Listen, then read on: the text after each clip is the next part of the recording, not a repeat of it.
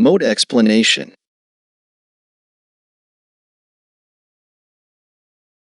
Teachers can add MOTE into their Google Forms as a student.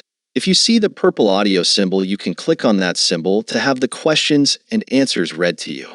You can also hold down on the icon / symbol and have the questions read to you in a different language of your choosing. Only choose this if you actually need the question to be translated to you.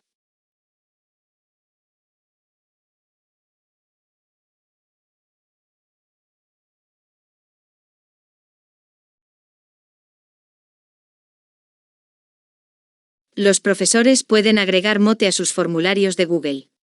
Como estudiante, si ve el símbolo de audio violeta, puede hacer clic en ese símbolo para que le lean las preguntas y respuestas.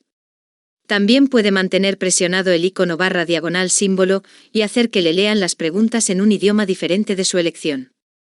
Elija esta opción solo si realmente necesita que le traduzcan la pregunta.